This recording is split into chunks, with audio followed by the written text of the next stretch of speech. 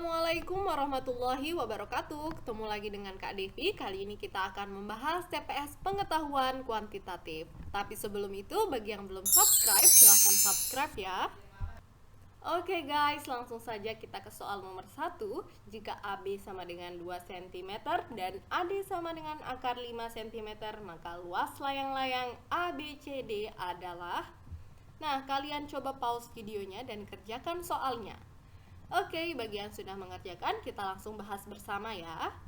Nah, kita akan menganalisis gambar yang tersedia. Panjang AB adalah 2 cm, maka panjang BC tentunya adalah 2 cm. Sehingga kita juga bisa mengetahui bahwa AD juga sama dengan CD panjangnya, yaitu akar 5. Hal ini sesuai dengan sifat dari bangun datar layang-layang. Nah, untuk mengetahui luas layang-layang, kalian membutuhkan diagonal AC dan diagonal BD. Kita mulai dengan mencari diagonal AC. Sekarang kalian perhatikan segitiga ABC yang siku-siku di B. Nah, segitiga ABC merupakan segitiga siku-siku sama kaki, yaitu AB dengan BC memiliki panjang yang sama. Maka, kalian langsung saja mengetahui bahwa panjang AC adalah 2 akar 2. Ini berdasarkan teorema Pitagoras dan keistimewaan segitiga siku-siku sama kaki. Contoh lainnya nih, kalau misalnya AB dan BC memiliki panjang 3 cm, maka panjang AC berapa? 3 akar 2. Kalau AB dengan BC sama-sama memiliki panjang 4, maka panjang AC adalah 4 akar 2. Begitupun seterusnya. Oke? Nah, selanjutnya kita akan mencari panjang DB. DB merupakan diagonal layang-layang yang memotong AC tegak lurus dan membagi 2 garis AC. Sehingga kita tuliskan di sini O sebagai titik potongnya, maka AO dengan OC memiliki panjang yang sama, yaitu akar 2 dan akar 2 tentunya.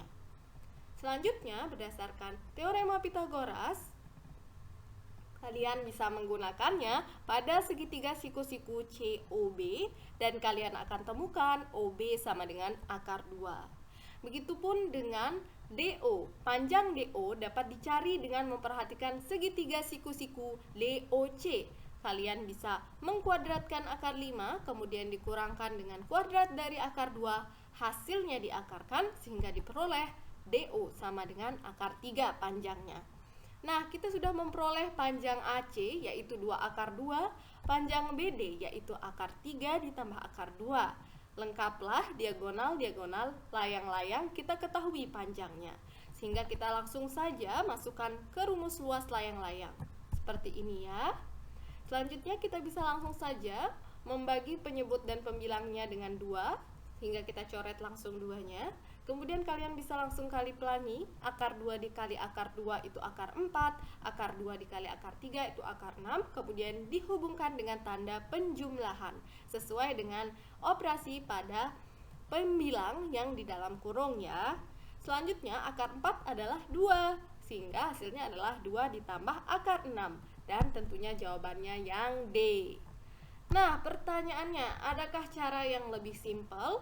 Tentu saja ada. Bagaimana kalian bisa menganalisis gambarnya?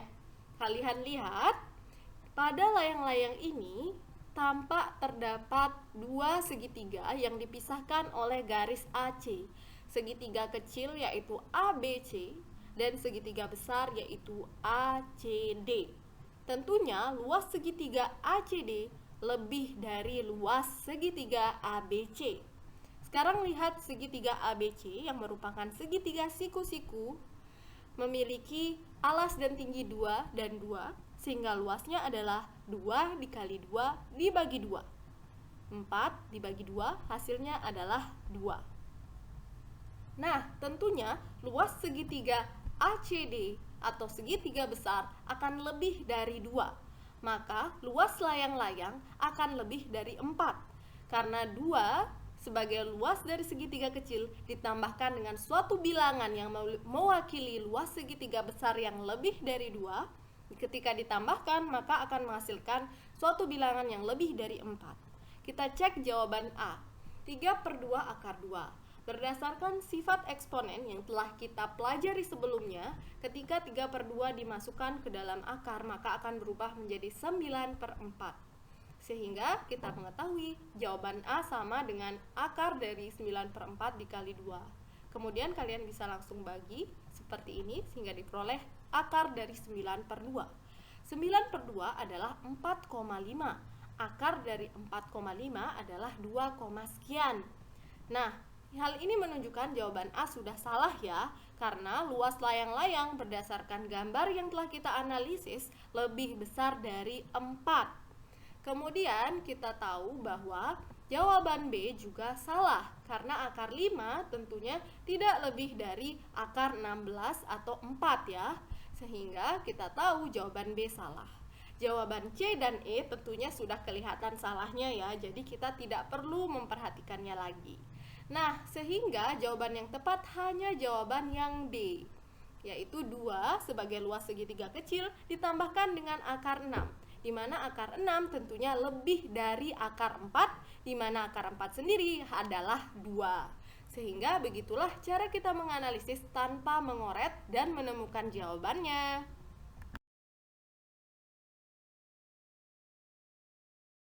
Oke guys, itu dia tadi soal nomor 1. Bagi kalian yang masih lupa-lupa konsep dasar teorema Pitagoras, kalian bisa mengulang kembali ya. Nah, sekarang Kak Devi akan menjelaskan soal nomor 2. Tapi sebelum itu, kalian coba kerjakan dan pause videonya ya. Oke, bagi yang sudah mengerjakan, kita lanjut bahas soalnya. Soal nomor 2, kita akan menentukan keliling daerah yang diarsir. Nah, perhatikan gambarnya ya. Daerah yang diarsir di sini yang berwarna biru.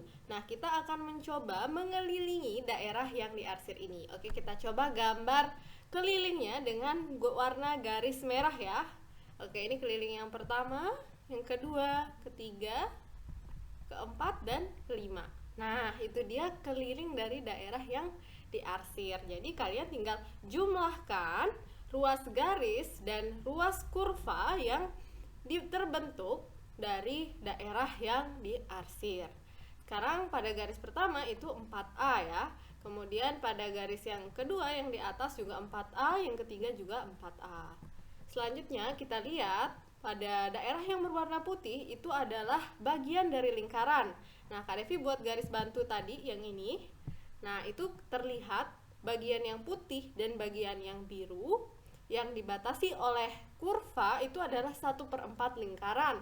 Sehingga apabila cukup daerah putih saja, maka itu 1/8 dari lingkaran. 1/8 dari daerah lingkaran ya. Nah, sekarang lingkaran tentunya memiliki panjang jari-jari. Kemudian kita lihat panjang jari-jari lingkaran ini adalah 4A. Maka garis yang berwarna merah ini juga adalah 4A panjangnya. Sehingga kita bisa tahu daerah yang diarsir dikelilingi oleh ruas garis sepanjang 4A ada 4 ya. Sehingga kita tahu keliling daerah yang diarsir adalah 4 kali 4A ditambahkan dengan keliling dari 1/8 daerah lingkaran. Langsung saja 4 dikali 4A adalah 16A. Kemudian keliling lingkaran itu rumusnya adalah 2 kali Pi dikali R. R-nya siapa? 4A. Sehingga kita langsung saja mengganti R-nya menjadi 4A. Kemudian kita bisa sederhanakan 1/8 dikali 2 itu sama dengan 1/4. Sehingga kita bisa tulis seperti ini. Nah, kemudian ini juga bisa kita coret ya, 4 dengan 4 yang ini. Kalian ingat ya aturan coret-coret kalau dia dihubungkan dengan tanda perkalian. Oke, selanjutnya kita tahu 16A ditambah dengan 1 kali Pi dikali A itu sama dengan 16A ditambah Pi kali A. Selanjutnya kita lihat di opsinya, tentunya jawabannya adalah yang A ya. A dikali 16 adalah 16A, A dikali Pi adalah Pi A. Nah, adakah cara lainnya? Tentu saja ada. Kalian lihat, ada berapa banyak 4A di sini? 1, 2, 3, 4. Sehingga 4 kali 4A adalah 16A. Nah, pilihan jawabannya kita lihat sekarang. Yang ada 16A-nya itu siapa aja? Ada A, C, itu saja. Sehingga kita lihat lagi Yang ditanya soal adalah keliling daerah yang diarsir. Nah, pilihan yang C mengalikan A dengan 16A, maka akan menghasilkan 16A kuadrat. Dalam menentukan keliling dengan panjang sisi, salah satu dari sisi yang daerah yang diarsir adalah ada variabel A-nya, maka tidak mungkin hasil dari keliling daerah tersebut menghasilkan A kuadrat, kecuali luasnya yang ditanya. Sehingga jawaban yang tepat hanya yang A. Oke guys, soal nomor 3 silahkan pause videonya dan coba kerjakan soalnya dulu ya. Nah, bagi yang sudah selesai mengerjakan, kita akan bahas soalnya ya. Oke, soal kali ini adalah tentang peluang. Maka ketika mengerjakan soal peluang, wajib hukumnya kalian mengingat bahwa peluang suatu kejadian A sama dengan NA per NS. NA adalah banyaknya kejadian yang diharapkan muncul, kemudian NS adalah banyaknya titik sampel. Kita lihat lagi soalnya, peluang terambil sebuah kelereng berwarna kuning. Nah, berarti NA-nya adalah banyaknya kelereng berwarna kuning. Karena yang dibahas kelereng, maka NS-nya adalah banyaknya seluruh kelereng. Oke, kita lanjut baca soalnya ya. Peluang terambil sebuah kelereng berwarna kuning dari sebuah kantong yang berisi 5 kelereng kuning, 6 kelereng hijau, dan 4 kelereng biru. Berarti ada berapa NA-nya atau ada berapa banyak kelereng kuning? 5. Berarti NS-nya adalah banyak seluruh kelereng. 5 ditambah 6 ditambah 4 sama dengan 15. Maka PA adalah 5 per 15. Nah, adakah jawabannya di soal? Wah, tidak ada ya. Tapi kalian jangan bingung. Biasanya, pilihan jawaban yang disediakan soal adalah bentuk yang paling sederhana. Nah, 5 per 15 masih bisa disederhanakan. Penyebut dan pembilangnya sama-sama bisa habis dibagi dengan 5. 5 dibagi 5, 1. 15 dibagi 5, 3. Sehingga peluang kejadian A adalah 1 per 3. Maka jawaban dari soal ini adalah D. Oke guys, soal yang keempat silahkan coba kerjakan dan pause videonya ya. Nah, bagi yang sudah selesai mengerjakan, kita akan bahas soalnya. Oke, kita lihat di sini bilangan-bilangannya berpola ya. Kita lihat setiap bilangan, pasangan bilangan yang ada di dalam kurung itu berurutan. Mereka memiliki selisih 1. Nah, kita akan lihat dulu pasangan yang pertama, yaitu 200 kuadrat dikurangi dengan 199 kuadrat.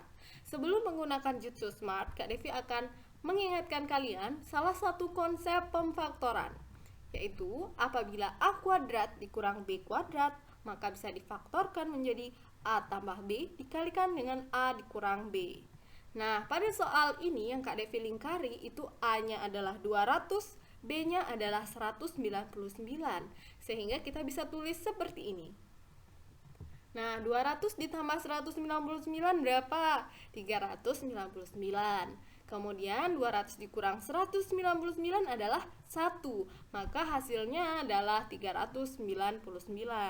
Apabila pemfaktoran ini kita berlakukan pada yang lainnya, maka kita lihat hasil pengurangan dari setiap pasangan akan menghasilkan 1.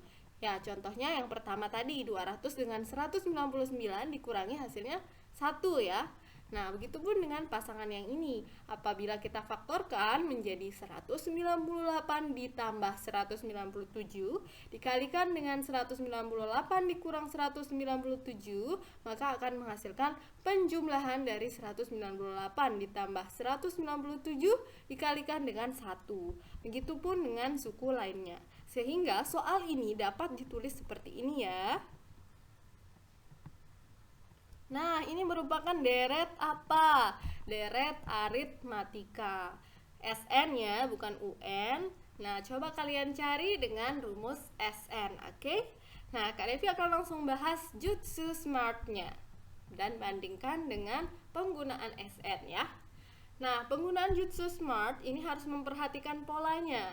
Tentunya pola yang diberikan pada soal ini adalah pasangan bilangan yang dihubungkan dengan tanda kurang, kemudian masing-masing dikuadratkan, dan setiap pasangan bilangan itu berurutan.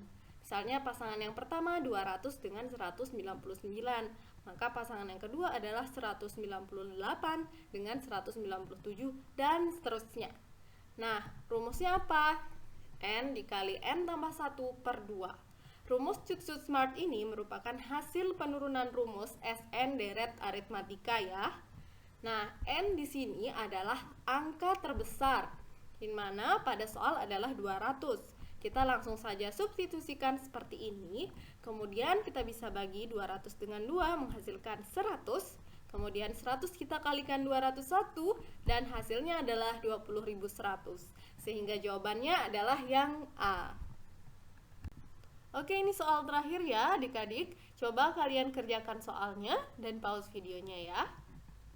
Nah, sekarang kita akan bahas soalnya. Kak Devi harap kalian sudah mengerjakan ya sebelum menonton pembahasannya. Nah, pada soal ini menuntut kita untuk menguasai suatu konsep dasar, yaitu persamaan garis lurus. Pada kalimat pertama soal diketahui bahwa sebuah garis melalui dua buah titik. Titik yang pertama koordinatnya adalah A dikurang 1 dan 8. Titik yang kedua adalah koordinatnya 1 dan A. Nah, yang ditanyakan adalah nilai dari A. Sehingga pada soal ini terdapat satu variabel yaitu A. Nah, untuk menentukan nilai A, apakah pernyataan satu saja cukup? Atau dua saja cukup? Atau kita membutuhkan 1 dan 2? Atau kemungkinan lainnya? Nah, sekarang kita coba lihat dulu pernyataan yang pertama, yaitu sejajar terhadap garis Y sama dengan 2X tambah 1. Nah, apabila kita ketahui pada sebuah garis terdapat dua titik yang melaluinya, maka kita dapat menentukan gradiennya. Nah, apalagi kita juga mengetahui pada pernyataan pertama bahwa garis tersebut sejajar dengan garis Y sama dengan 2X tambah 1. Sehingga gradien garis yang ditanyakan pada soal tadi adalah 2. Karena garis tadi sejajar dengan garis Y sama dengan 2X tambah 1. Nah, ini kalian ingat ya, salah satu bentuk persamaan garis lurus adalah Y sama dengan MX tambah C. Jadi koefisien dari X apabila bentuk persamaannya seperti pada pernyataan pertama, maka koefisien X adalah gradien garis. Nah, kalian ingat juga bahwa gradien dapat dicari dengan delta Y per delta X. Delta Y adalah selisih dari koordinat Y dua buah titik, dan delta X adalah selisih dari koordinat X dua buah titik. Contohnya pada soal 8 dikurangi dengan A sebagai koordinat Y dari dua titik tersebut. Itu adalah delta Y. Kemudian A dikurang 1 nanti dikurangi dengan 1. Sehingga kita tahu tadi dari pernyataan 1 M-nya adalah 2. Maka dapat ditulis 2 sama dengan A dikurang 8 per 1 dikurang A dikurang 1. Nah, dari yang di kotak hijau itu tentunya kalian pasti bisa menemukan nilai A ya. Tapi tidak perlu dicari sampai sana, cukup kalian yakin bahwa dengan persamaan pada kotak hijau, kalian dapat menemukan nilai A. Lanjut, kita akan melihat apakah pernyataan 2 bisa membantu kita menemukan nilai A, sebagaimana pernyataan 1 bisa membantu kita menemukan nilai A. Pada pernyataan kedua, garis tersebut melalui titik 2,6. Maka kita perhatikan lagi, gradien dari garis dapat dicari dengan delta Y per delta X. Sehingga apabila kita mencari gradien dengan memanfaatkan titik ini dan titik 2,6, maka kita peroleh seperti ini. Lalu, karena ketiga titik tersebut berada pada garis yang sama, maka kita akan manfaatkan titik yang ini dipasangkan dengan 2,6 untuk mencari gradien, akan menghasilkan tentunya gradien yang sama. Sehingga kita bisa tulis seperti ini. Nah, dari persamaan ini tentunya kita akan dapat menemukan nilai A. Kalian tinggal kali silang aja ya. Oke, sehingga jawaban dari pertanyaan nomor 5 bisa diputuskan atau bisa ditemukan nilai A cukup dengan pernyataan pertama saja atau cukup dengan pernyataan kedua saja. Sehingga jawabannya adalah yang D.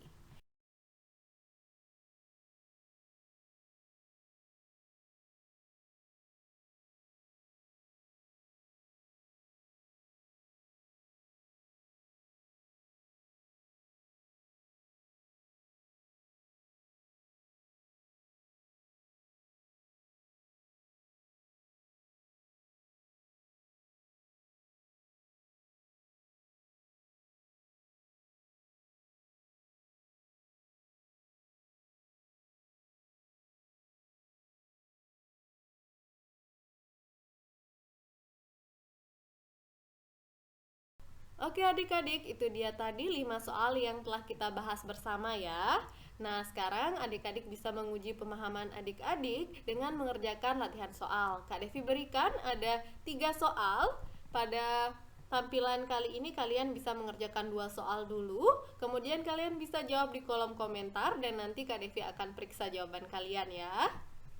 Nah, bagi kalian yang sudah mengerjakan 2 soal pertama tadi, kalian bisa lanjut ke soal yang nomor 3. Nah, soal nomor 3 ini mirip seperti contoh soal yang terakhir ya.